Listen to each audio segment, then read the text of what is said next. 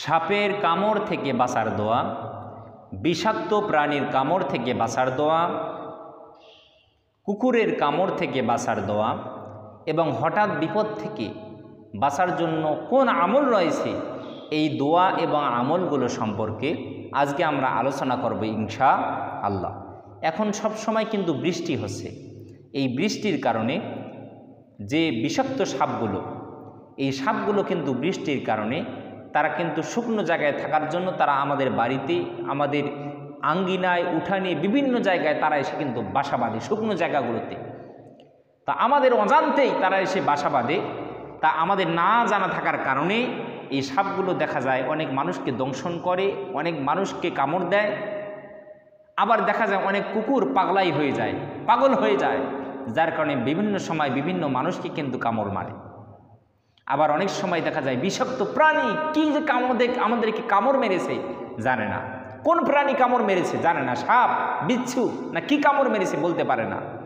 এই বিষাক্ত প্রাণীর কামড় থেকে বাঁচার দোয়া এবং হঠাৎ বিপদ, আমাদের সমাজের অসংখ্য অগণিত মানুষ রয়েছে যারা হঠাৎ বিপদের মধ্যে পড়ে যায়। আপনার প্যারালাইসিস, তারপর আপনার হৃদরোগ, হার্ট অ্যাটাক, স্ট্রোক, বিভিন্ন ধরনের রোগ ব্যাধিতে হঠাৎ বিপদের মধ্যে তারা পড়ে যায়। দেখা যায় গাড়ি এসে লাগাই দিল, আপনার অ্যাক্সিডেন্ট করলো, বিভিন্ন ধরনের বিপদ হয়, অথচ সুস্থ মানুষ বাড়ি থেকে বের হয়ে যায়। এই যে গুরুত্বপূর্ণ বিষয় সম্পর্কে আমরা কথা বললাম, প্রত্যেকটা বিষয় কিন্তু অত্যন্ত জরুরি। এবং বর্তমান সময় রাসেল ভাইপার সাপ যে বের হয়েছে, এই সাপ এতটা বিষাক্ত, মানুষকে দেখলে তেড়ে আসে কামড় দেওয়ার জন্য, মানুষকে দেখলে দৌড়ে আসে কামড় দেওয়ার জন্য, এবং যা কামড় দিলে 1 ঘন্টার মধ্যে একটা মানুষ দুনিয়া থেকে বিদায় নিবে, এত একটা বিষাক্ত একটা সাপ। তো এইরকম বিষাক্ত সাপের ছোবল থেকে, কামড় থেকে বাঁচতে আমরা কোন দোয়া পড়ব সে সম্পর্কে আমরা আলোচনা করব ইনশাআল্লাহ। আমার ভাইগণ, বন্ধুগণ আমার, তাহলে বিষাক্ত সাপের কামড় থেকে বাঁচতে বিশ্বনবী সাল্লাল্লাহু আলাইহি সাল্লাম বিষাক্ত প্রাণীর কামড় থেকে বাঁচতে বিশ্বনবী সাল্লাল্লাহু আলাইহি সাল্লাম একটা দোয়া শিখাই দিয়েছেন। ও আমার উম্মতেরা, তোমরা যদি এই দোয়াটা যদি পাঠ করো, তাহলে বিষাক্ত সাপের কামড় থেকে, বিষাক্ত প্রাণীর কামড় থেকে তোমাদেরকে বাঁচিয়ে দিবেন কে? আল্লাহু আকবার, আল্লাহু আকবার। আমাদের দয়ার নবী, মায়ের নবী, রাহমাতাল লিল আলামিন, তিনি কত দয়ালু, তিনি তার উম্মতদেরকে কত ভালোবাসতেন, সব কিছু তিনি আমাদেরকে শিখাই দিয়ে গেছেন। তাহলে বিষাক্ত সাপের কামড় থেকে বাঁচতে, বিষাক্ত প্রাণীর কামড় থেকে বাঁচতে আমরা এই দোয়াটা আমরা নিয়মিত সকাল সন্ধ্যা আমরা পাঠ করব। দোয়াটি হলো আউযু বিকালিমাতিল্লাহিত তাম্মাতি মিন শাররি মা খলাক। আউযু বিকালিমাতিল্লাহিত তাম্মাতি মিন শাররি মা খলাক। এই দোয়াটা আমরা নিয়মিত পড়ব, সকালে 3 বার, সন্ধ্যায় 3 বার, সকালে 3 বার, সন্ধ্যায় 3 বার। আমরা বিষাক্ত প্রাণীর কামড়গুলো থেকে বাঁচার জন্য সাহায্য চাচ্ছি, আশ্রয় প্রার্থনা করতেছি আমরা কার কাছে? সেই মহান মালিকের কাছে, যার কথা প্রত্যেকটা প্রাণী শুনি, যিনি প্রত্যেকটা প্রাণীর স্রষ্টা। আমরা যদি আল্লাহর কাছে যদি বিষাক্ত প্রাণীর কামড় থেকে, বিষাক্ত সাপের ছোবল থেকে বাঁচার জন্য যদি আল্লাহর কাছে যদি আশ্রয় প্রার্থনা করি, তাহলে বিষাক্ত প্রাণীকে যদি আল্লাহ যদি অর্ডার যদি না করে, এই সাপ কখনো আমার ওই বান্দারে কামড় দিবি না, সাপের কোনো শক্তি নাই, কোনো বিষাক্ত প্রাণীর শক্তি নেই যে আপনারে কামড় দিবে। তাহলে যেহেতু তার কথা সবাই শুনে, সব কিছুর মালিক তিনি, আমরা সাহায্য চাইব, আশ্রয় প্রার্থনা করব কার কাছে? আল্লাহ তাআলার কাছে। তাহলে বিষাক্ত প্রাণীর কামড় থেকে, বিষাক্ত প্রাণীর ছোবল থেকে, বিষাক্ত সাপের কামড় থেকে, রাসেল ভাইপার নামক সাপের কামড় থেকে আমাদেরকে বাঁচিয়ে দিবেন কে? আরে ভাই, রাসেল ভাইপার সাপ কি? এটা কার কথা শুনে? আল্লাহর কথা শুনে। আল্লাহর কথা ছাড়া একটা গাছের পাতাও নড়ে না, আল্লাহর কথা ছাড়া একটা সেকেন্ডও চলতে পারে না। তাহলে আমরা সাহায্য চাইবো আল্লাহর কাছে, আর বিপদ থেকে আমাদেরকে বাঁচিয়ে দিবেন কে? আল্লাহু আকবার, আল্লাহু আকবার। তাহলে আমি দোয়াটা আবার আপনাদেরকে কয়েকবার বলে দিই, আপনারা সুন্দর করে মুখস্থ করে নেবেন। আউযু বিকালিমাতিল্লাহিত তাম্মাতি মিন শাররি মা খলাক। আউযু বিকালিমাতিল্লাহিত তাম্মাতি মিন শাররি মা খলাক, আউযু বিকালিমাতিল্লাহিত তাম্মাতি মিন শাররি মা খলাক। এই দোয়াটা আমরা নিয়মিত পাঠ করব, তাহলে বিষাক্ত সাপের কামড় থেকে, রাসেল ভাইপার নাম সাপের কামড় থেকে আমাদেরকে বাঁচিয়ে দিবেন কে? আল্লাহু আকবার, আল্লাহু আকবার। এরপরে কুকুরের কামড় থেকে আমরা কিভাবে বাঁচব? ভাই, কুকুর দেখলে আপনি পড়বেন আউযু বিল্লাহি মিনাশ শাইতানির রাজিম। কুকুর দেখলে আপনি পড়বেন আউযু বিল্লাহি মিনাশ শাইতানির রাজিম, কারণ শয়তান সবথেকে বেশি ভর করে কুকুরের ওপরে, শয়তান সবথেকে বেশি আসর করে কুকুরের ওপরে।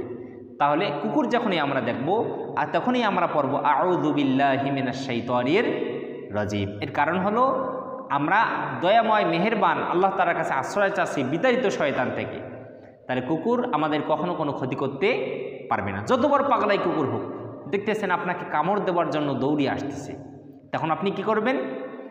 বসে পড়বেন এবং পড়বেন আউযু বিল্লাহি মিনাশ শাইতানির রাজিম, বিসমিল্লাহির রহমানির রহিম বলে আপনার হাতে যাই থাকবে, মাটি থেকে হোক, মাটি নিয়ে হোক, বালি নিয়ে হোক, যা কিছু হোক, আপনি হাতে নিয়ে ফু দিয়ে তার দিকে ছুটাই দিবেন, দেখবেন সে চলে যাবে। কুকুর আপনার দিকে তেড়ে আসবে, দৌড়িয়ে আসবে আপনাকে কামড় দেওয়ার জন্য, আপনাকে তাড়া করবে, ভুলেও কখনো দৌড়াবেন না, আপনি সাথে সাথে বসে পড়বেন। বসে পড়ার পর আপনার হাতের কাছে যা থাকবে আউযু বিল্লাহি মিনাশ শাইতানির রাজিম বলে ফু দিয়ে তার দিকে নিক্ষেপ করবেন, বিসমিল্লাহির রহমানির রহিম বলে ফু দিয়ে তার দিকে নিক্ষেপ করবেন। এটা যদি আপনি বলার সময় যদি নাও পান, তারপর আপনার হাতে যা থাকবে, আপনি যেখানে বসেছেন ওই জায়গায় বালি থাক, ইট থাক, পাথর থাক, যা থাক বা কোনো কিছু নাই থাক, তারপরে আপনি এইভাবে নিয়ে হাতে নিয়ে এইভাবে বিসমিল্লাহ বলে তার দিকে নিক্ষেপ করবেন, দেখবেন কুকুর আপনার কোনো ক্ষতি করতে পারবে না। বিসমিল্লাহ বলে আপনি তার দিকে নিক্ষেপ করবেন। তাহলে যখনই আমরা কুকুর দেখবো আমাদেরকে কামড়ানোর জন্য আসতেছে, সাথে সাথে বসে পড়বো এবং দৌড়ানো যাবে না, এবং বিসমিল্লাহির রহমানির রহিম বলে আউযু বিল্লাহি মিনাশ শাইতানির রাজিম বলে হাতে আমাদের যা থাকবে তার দিকে নিক্ষেপ করব। তাহলে আমাদেরকে এই কুকুরের কামড় থেকে বাঁচিয়ে দিবেন কে? আল্লাহ পাক রব্বুল আলামিন। এরপরে হলো হঠাৎ বিপদ থেকে। আমাদের সমাজের অসংখ্য অগণিত মানুষ দেখবেন হঠাৎ বিপদে পড়ে যায়। সাইকেলে করে বাজার যাচ্ছে, মোটর সাইকেলে করে বাজার যাচ্ছে, এখানে যাচ্ছে সেখানে যাচ্ছে, গাড়িতে চড়ে ঢাকায় যাচ্ছে, বিভিন্ন জায়গায় যাচ্ছে। এরপরে দেখবেন যে হঠাৎ করে গাড়ি অ্যাক্সিডেন্ট হয়ে যায়, হঠাৎ বিপদ। তারপরে দেখুন ভালো মানুষ বাড়ি থেকে বের হয়ে গেল, একটু দূরেই দেখা যায় শুনে গেল যে স্ট্রোক করেছে, হার্ট অ্যাটাক করেছে, আপনার প্যারালাইসিস হয়ে গেছে, বিভিন্ন রোগ ব্যাধিতে আক্রান্ত হয়। এই যে হঠাৎ বিপদ, এই হঠাৎ বিপদ থেকে বাঁচার জন্য বিশ্বনবী সাল্লাল্লাহু আলাইহি ওয়াসাল্লাম একটা দোয়া শিখাই দিয়েছেন। এই দোয়াটা যদি আমরা পড়ি তাহলে আমাদেরকে হঠাৎ বিপদ থেকে বাঁচিয়ে দিবেন কে? আল্লাহ পাক রব্বুল আলামিন। এই হঠাৎ বিপদ থেকে, হঠাৎ বালা মুসিবত থেকে বাঁচার জন্য দুইটা আমল রয়েছে, শক্তিশালী আমল। এই দুইটা আমল করলে আল্লাহ পাক রব্বুল আলামিন তিনি আমাদেরকে হঠাৎ বিপদ থেকে উদ্ধার করবেন। প্রথম নম্বরে হলো সকাল সন্ধ্যা, সকালে 3 বার, ফজরের নামাজ পড়ে 3 বার, মাগরিবের নামাজ পড়ে 3 বার আমরা এই দোয়াটা পাঠ করব। বিসমিল্লাহিল্লাযী লা ইয়াদুররু মা ইসমিহি শাইউন ফিল আরদি ওয়ালা ফিস সামা ওয়া হুয়াস সামিউল আলিম। বিসমিল্লাহিল্লাযী লা ইয়াদুররু মা ইসমিহি শাইউন ফিল আরদি ওয়ালা ফিস সামা ওয়া হুয়াস সামিউল আলিম। এই দোয়াটা আমরা পাঠ করব সকালে 3 বার, সন্ধ্যায় 3 বার। এবং বিশ্বনবী সাল্লাল্লাহু আলাইহি ওয়াসাল্লাম তিনি আরও একটা আমল করতেন। তিনি বলেছেন কোনো মানুষ যদি এই আমলটা যদি করে তাহলে এই আমলটাই তার জন্য যথেষ্ট, আর অন্য কোনো কিছুর তার দরকার নাই। তাই সেই আমলটি হলো সূরাতুল ইখলাস, সূরা ফালাক এবং সূরা নাস। এই 3টে সূরা আমরা 5 ওয়াক্ত নামাজের পরে আমরা পাঠ করব।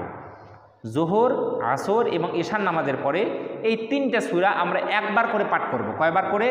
জোহরের সময় সূরা ইখলাস একবার, ফালাক একবার, নাস একবার। আসরের সময় সূরা ইখলাস একবার, ফালাক একবার, নাস। সূরা ইখলাস হলো কুল হুয়াল্লাহু আহাদ, এটাকে বলা হয় সূরাতুল ইখলাস। তাহলে জোহরে একবার, আসরে একবার, জোহরের সময় সূরা ইখলাস একবার, এরপরে সূরা ফালাক একবার, সূরা নাস একবার। আসরের সময় সূরা ইখলাস একবার, সূরা ফালাক একবার, সূরা নাস একবার। এবং ঈশার সময়ও সূরা ইখলাস একবার, সূরা ফালাক একবার, সূরা নাস একবার। আর মাগরিব এবং ফজরের নামাজের পরে 3 বার করে, প্রত্যেকটা সূরা 3 বার করে। মাগরিবের সময় সূরা ইখলাস 3 বার, সূরা ফালাক 3 বার, সূরা নাস 3 বার। ফজরের নামাজের পরে সূরা ইখলাস 3 বার, সূরা ফালাক 3 বার, সূরা নাস 3 বার। তো প্রত্যেকটা সূরা 3 বার করে এই আমলটা যদি আমরা করি, বিশ্বনবী সাল্লাল্লাহু আলাইহি ওয়াসাল্লাম বলেন এই আমলটাই তার জন্য যথেষ্ট। যত প্রকার বিপদ আপদ বালা মুসিবত যা আছে সব কিছু থেকে আপনাকে বাঁচিয়ে দিবেন কে? আল্লাহ পাক রব্বুল আলামিন আমাদের সবাইকে প্রত্যেকটা কথা বুঝার এবং আমল করার জন্য তৌফিক দান করে বলি আমিন।